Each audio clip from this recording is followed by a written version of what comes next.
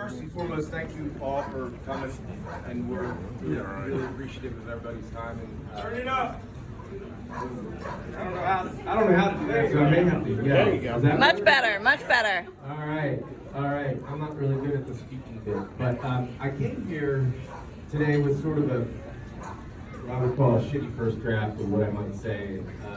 I'll tell you, you can read that all in the obituary if you want to. There's copies over there if somebody hasn't seen Carl's obituary. I figured I'd try and keep it a little lighter, and anybody else that is interested to say a few words about Carl is absolutely welcome to. So I wanted to sort of talk on 3 topics that I thought might be interesting, at least how I remember my dad.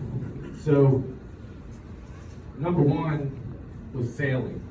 So, everybody knows Carl was a sailor in many ways, throughout his life, and heavily with the Island Lark racing and then as a kid. And when I was born, my earliest memories with Carl were sailing. So, there was one particular instance where we went out on the Eastern Bay in front of the house, and we decided, I must have been 4 or 5 years old. And we decided to go out on a little orange laser that we had, a 14-footer, and Dad took me out, and we were sailing around the Eastern Bay, and the wind freshened, and we capsized, surprise, right? So,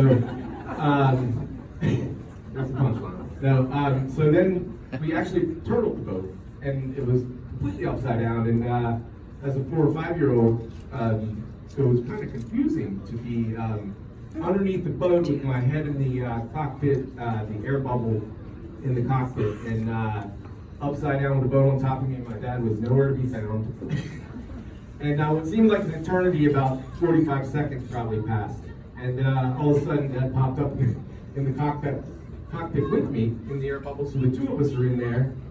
And I was relieved and stopped crying, and he was relieved because he didn't have to go home and tell my mother he killed the firstborn.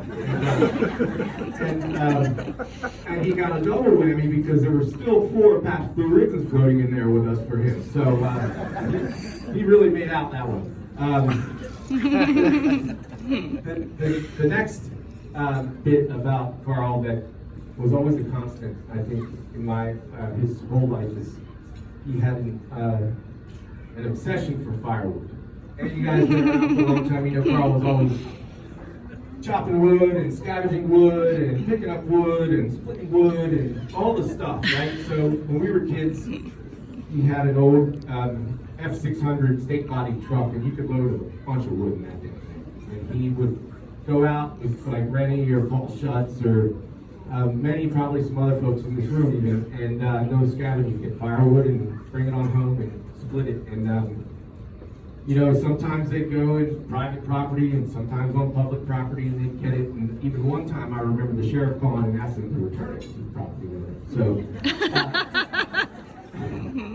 and the other thing, but that never deterred him. He always said he built a log splitter and he loved splitting wood. I think it was zen for him. The weekends out there, split firewood. It was a good sort of peacetime for him. And despite going out and all the hard work with it. And one time he'd go out and came back and he was covered with poison ivy and poison oak all through his undercarriage. So that was no bueno. But he still liked it. And I decided, you know what, I should probably there must be something good about this. So I asked if I could go out and split wood with him one day. So I go out in the yard and he sets me up with him. With the 8-pound maul and a wedge. And I was like, man, I'm getting the hang of this damn thing. And we were 10, 15 minutes into it. I, with great precision, brought that 8-pound maul down with my 10-year-old finger. And I said, I guess we're going up to the hospital. He's going to take me up to Easton Hospital. And instead, he took me in the house and gave me a popsicle. And as I was wailing and eating my popsicle, he went outside again and came back in, and he had some electrical tape. And so I finished that popsicle, he split in my finger with some electrical tape on that popsicle stick. And the standard line in those days for my brother and I is, don't tell your mother, as if she would never notice that. Anyway, so that was fireworks. And then the last bit I want to share with you guys, which if you don't Carl for any length of time, especially over the past 25 years, were Carl's toes. Carl's toes were the subject of pretty much immeasurable humor for many, right? So, including him, he joked that if he had met Tony in the summertime, he met her in the winter when he had work boots on, but if he had met her in the summertime, she would have never been. And so my cousin Heidi used to call him summer toes. Some are here, some there. And anyway, in fact, one year I even, about 10 or 15 years ago, made a video for his birthday, an animated video about Carl's toes and David too, and he laughed. He was a good sport about those crazy toes. And a couple of years later, Aaron and I got married, and one of our friends, you know, at the rehearsal dinner, took a camera and they very coyly snapped a picture of Carl's toes. And about 3 weeks later, it was Halloween, and one of my good friends who's in the room here today dressed up as Carl's toes. and I was afraid to tell my dad. I didn't want to hurt his feelings, but like, he wasn't a good sport about this kind of thing. So I waited 2 or 3 years, and I told him that Tom dressed up as Carl's toes. And I had not intended to give any door prizes here at this event for Carl's celebration, but if anybody wants to see Carl's toes, I've got this, and I'm going to give it to my friend Tom. He can take it home with him. Anybody wants me to send you a digital copy, I will. So here's Tom dressed up as Carl's toes. So listen, thank you guys for coming. We really appreciate it, and let's raise a glass to Carl. Here, here. Cheers. To Carl. Hip, hip. Hooray! Hip, hip. Hooray! Hip, hip. Hooray! Thank you guys. If there's anyone else that wants to speak, please step up. If not, there's no obligation, but if anybody wants to say a few things, we'd love to hear. Thank you, Carl. Back in 1976, I think it was the year that Thank you. brother and I and a couple of his friends moved him over to Blue Hardy's boatyard where several Marines started the Eastern Shore of Korea. It was a huge day for me. Carl and I had known each other in Annapolis before that. But it was the start of several Marine services on the Eastern Shore. So everybody's here today because of one thing. Everybody was a friend with Carl Reed. And he made friends reasonably hard. But once he accepted you, and once you became his friend, it was forever. And a couple of things about Carl that everybody should understand, that we all do. His huge fourth trait was he was totally loyal. Every step of the way, he was loyal.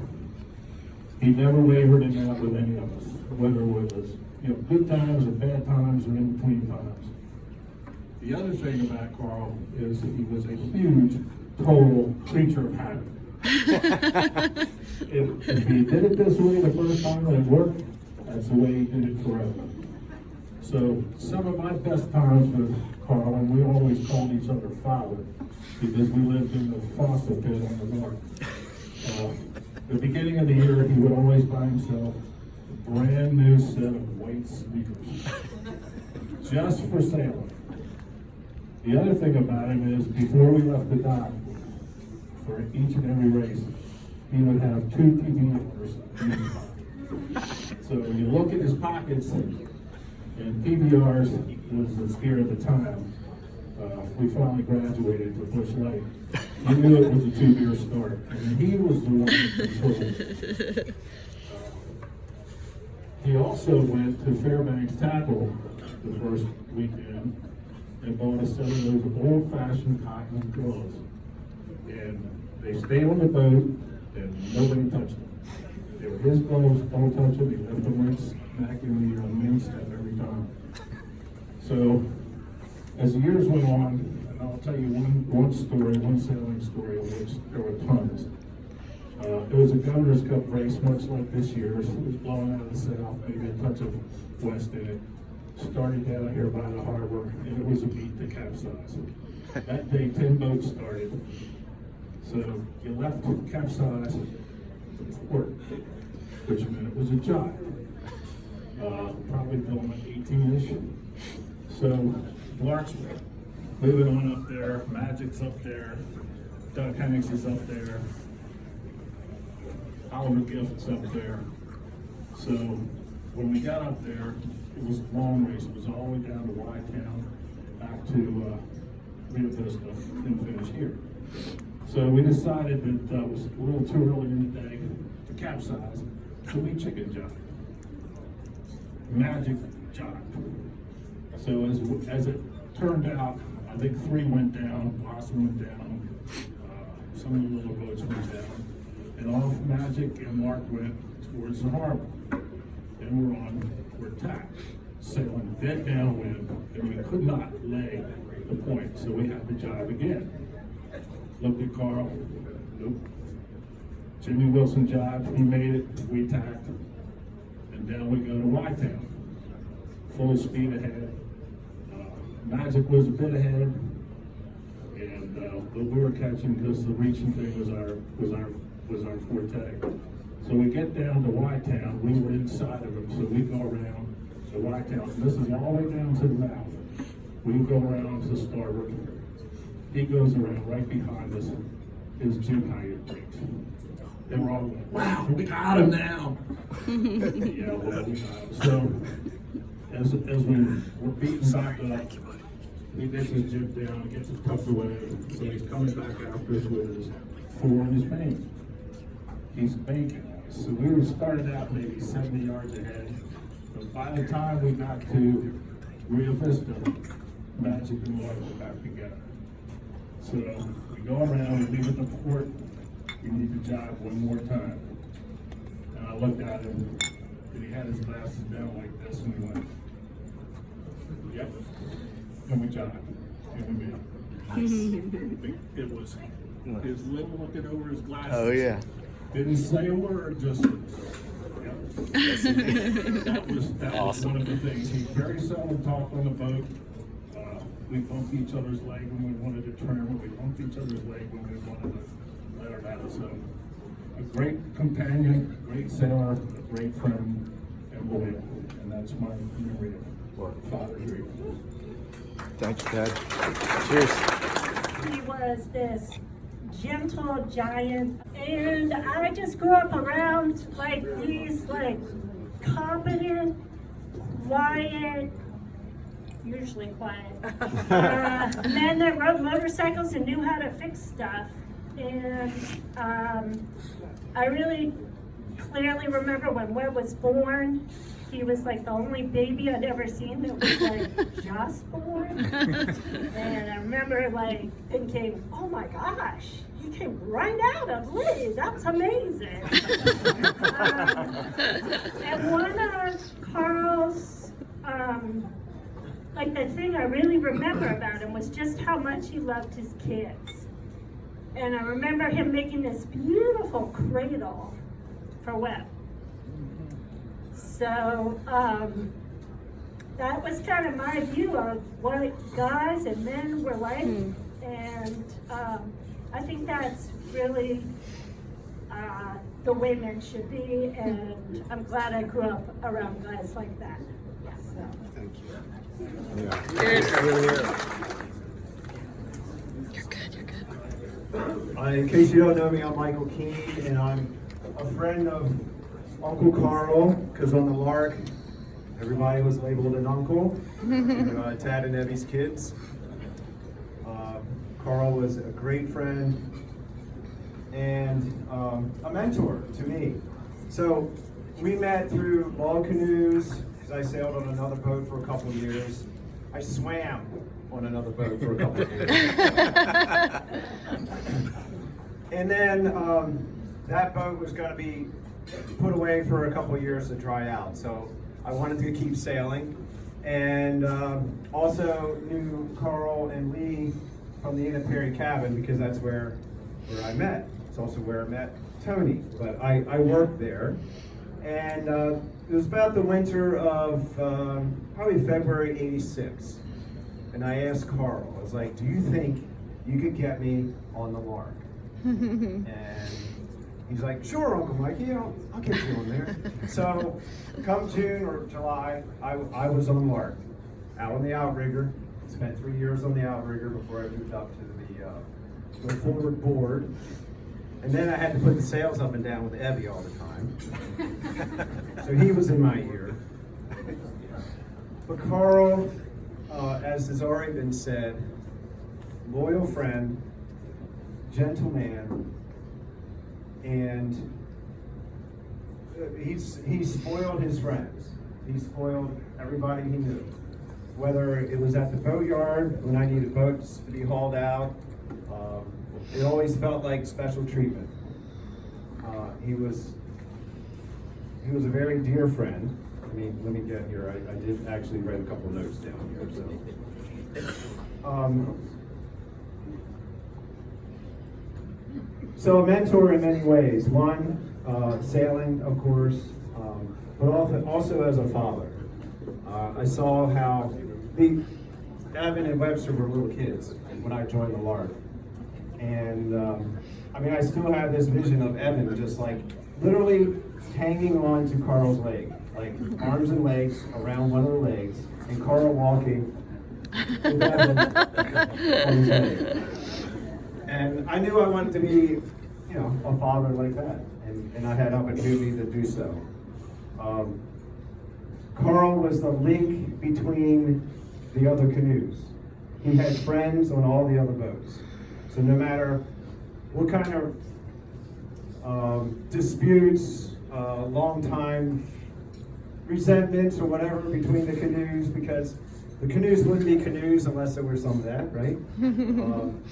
Carl had a friend on every boat, and he taught us how to leave it on the water. So on our boat, Carl was a big man. He handled the biggest sail, which was the foresail. He had a big job, and Tad was talking to him constantly. They had this little thing going in the fossil pit. And sometimes it was loud, and sometimes you didn't know what they were saying. But there was a lot happening back there.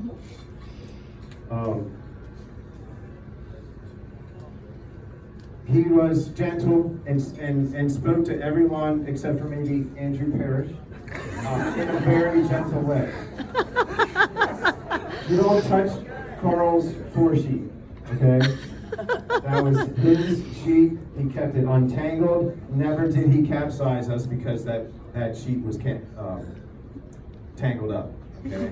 Very important, okay? We all relied on Carl to keep us up.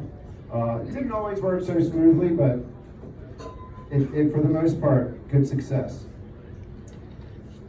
So the best times were simple times with Carl. Early morning rides and decision from Tillman to Oxford to get ready to sail in Oxford.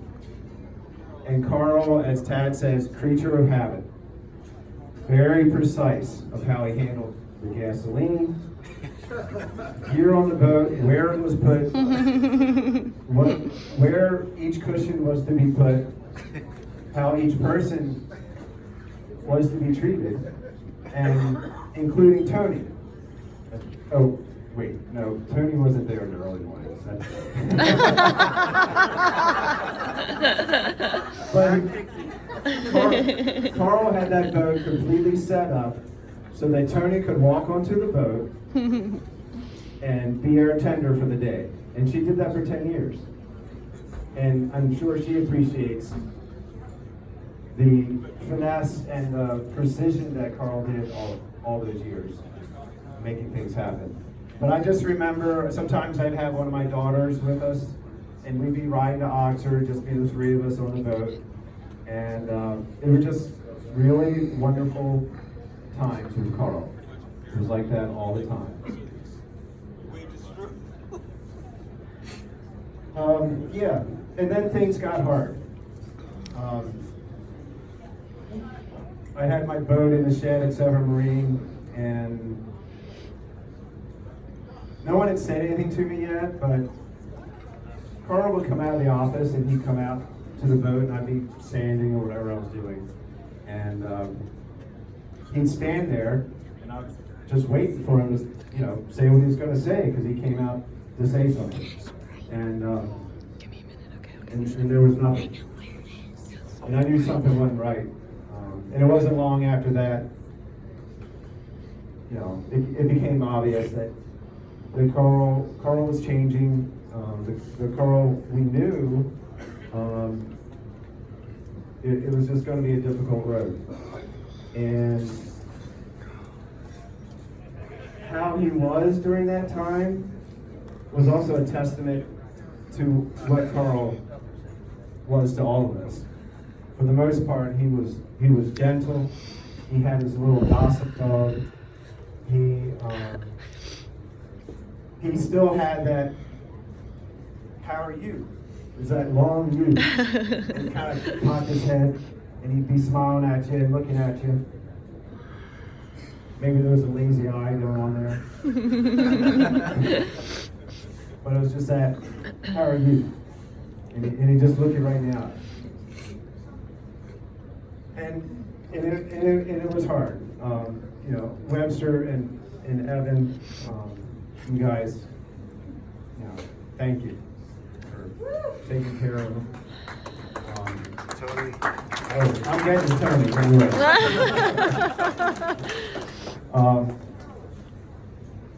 Carl's friend, you know, I know we all know, you know, who, you know, we tried our best. It wasn't hard, you know. I had times of sitting with Carl, and you know, it wasn't enough. There was nothing any of us could do that would be enough. It was hard. And Tony, I mean, we all have an unbelievable amount of appreciation and love for you for taking care of Carl. So, as Carl was the oldest on the boat, he was always called Dad or Father, especially by Tad, even though they're only like months apart, maybe a year and a month or something like that. Tad always made sure that Carl knew he was the oldest on the boat. And as most of you know, Lark loved to reach. And it usually meant if we were anywhere near the front and we got to the top mark first, and the reach was ahead, we kind of knew what was going to happen. And as Tad said many times to Carl, ease her out, Dad. Cheers. Cheers. There you go. Youngest brother, and I ran the chase boat with Tony on decision for a couple of years, and I also ended up taking around the chase. You gotta touch it. I have alcohol wipes in my hand. There, perfect. Okay. So one day Ted and had gone to Bermuda, and Carl had the keys to the travel. And we came in after the first race and tied up, and I said, Carl, how about if we baptize my truck? What do you mean? I said, well, we're going to take this Dodge Dually, we're going to put it in the water. What? Sure, let's do that. So we took the slings off the travel. Carl fired it up. I made a set of slings out of some nylon rope that I had in the back of the truck. And we picked it up without the travel slip. We put it in the water. And Michael took a bunch of pictures of it. And people, it was a Saturday and boat yard was busy. And people would come up to Carl. What are you doing? What are you doing? Baptizing the truck. So the final punchline was, well, why are you doing it? And Carl's like, because we can. the Iowa Bar. I just have a brief story about his how special he was. It was summer 2009 in Chestertown, and he was doing the floor and I was doing the main, and it was blowing like steak. Like this day and age, we wouldn't even dream of putting the mast up. My day and age was sort of sailing. And it was one of those days that it was so very windy that once you started the race and you have all three sails up and you're going around the marks, you're sort of like, oh dear God, how are we not going to take the sails down? Like, how are we going to stop? So we came to a crashing stop in a capsize, and I remember feeling oddly relieved that it all had come to a stop. And Carl and I were floating around, like barely with our heads above water, sort of near the aft half of the boat. And he looks at me and he goes, sure pays to be an old man and a little girl in this situation. Moments of Uncle Carl where he was just like pretty happy to be wherever he was. That's great. For that, I will forever be thankful and carry a little bit of him with me. Hi, I'm Judy, and I met Carl through the law community, but I knew him more as just a dear friend. What am I doing? You're good. Keep it real close. Right close to my mouth. Okay. One thing I remember about Carl, he had the ugliest toes. He gave the best hugs. His hugs were awesome. One of my memories of Carl was he was helping me through a difficult time, and I had asked him to move a shed. Tony, I think you remember this. And he said, well, what kind of ground do you have? I said, oh, I'm great, I'm in high ground. So he brought his equipment and he lifted up the shed, and immediately the shed and his equipment sunk into the mud in our backyard. And then all the guys are standing around looking at, what he had done, and he turns around and the back of his shirt says,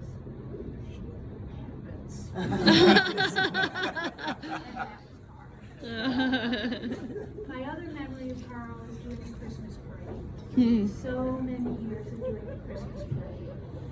And he would always look at me and say, are you cold? I have a little something here in my flask for you. He was always spot on and a wonderful, dear friend. On the finish line off Rio Vista, there was a hell of a thunderstorm coming up off of capsizing. Our lightning was going everywhere. Mystery was right there. We're getting ready to finish, and the committee boat starts dragging anchor. And I think Mystery capsized just in front of us and a little to the left. The committee boat dragged anchor into us. I think some of the board members on Mark ended up going bow of the committee boat. And eventually we did finish, thanks to the committee boat moving down on top of us. And then we capsized. And lightning was going everywhere. It was one of the most spectacular lightning storms we've had. So we're all in the boat, we get the mast out, and we start to tow in, and Carl's sitting in the back. The next thing I know, he's got the baler on his head. And then everybody had a baler on their head because it was raining and they didn't want to get their hair wet. But the other thing that Carl did for us and Webster and family, which is his conflict, is he loved to put books for us and himself in swimming pools. So when Mark turned 100 years old, Carl ended up putting Mark in our parents' swimming pool. Masked up. Later on that evening, celebrating her 100th birthday, all the women put the boards in and started dancing in the boards in the swimming pool. Eventually, that night, the thunderstorm party stopped. The thunderstorm came on, and Mark's in the pool with the mask up. Oh shit. So we take the halyard off the mast, run it through the second-story window, my mother's bedroom, and tie it to her bed. Oh my gosh. Sure, that at the capside, she let us know. And we'll find it on Carl put one of my motorboats in our swimming pool for Emma's wedding. And then there was also the time that Carl put a motorboat in for Webster's wedding. Carl loved to play with the crane. Those are just a couple, but Carl was a great friend. Oh, morning breakfasts down in Flavor.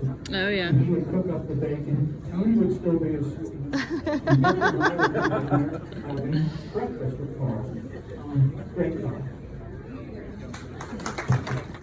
Am I making this work?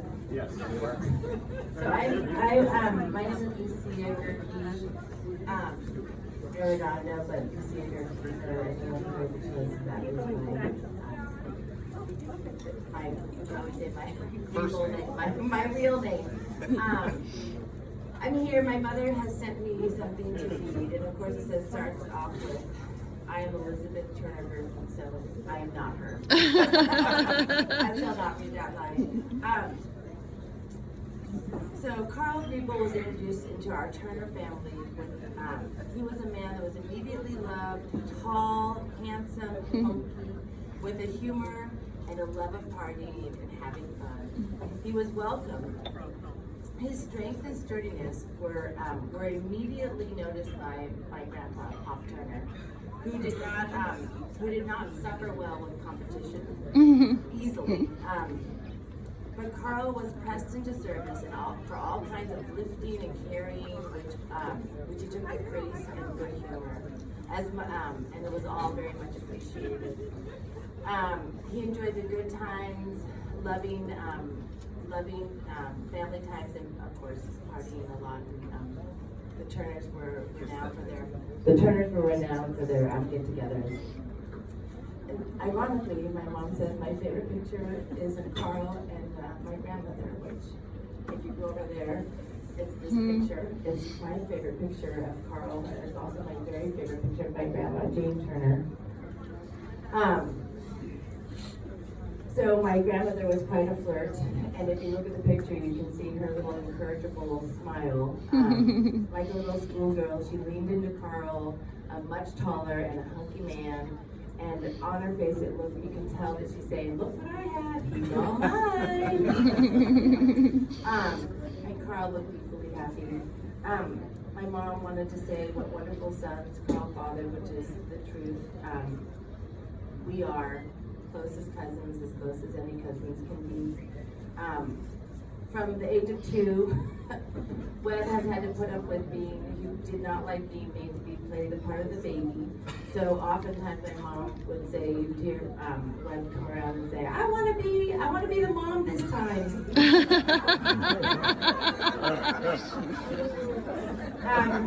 As we got older, She's done. She's finished. as we got older, we would have a very good time up at the Turner house when all the Griebels would come up, and we would set up, the kids learned how to play bar. We would set up a little bar in the basement on an ironing board. I'm abbreviating my mother's words, but she would kill me if she knew I was doing that, but don't tell her.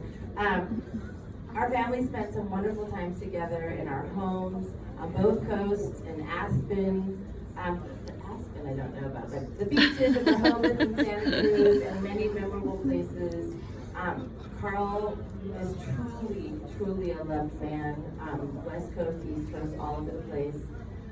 We lost him way too soon, and I just remember as a kid getting to come out, and Carl would take a few boats. And one of my favoriteest memories was going down to the dock in Claiborne and catching some blue crabs and thinking, oh, we're gonna take it home and we're all gonna eat all this blue crab. We think we got 4. And Carl went out and he came back with a basket. He said, look what you got! Aww. And it's just, he raised 2 of my favorite humans, and I just, it's like, what it was. Thank you, Tony. Thank you.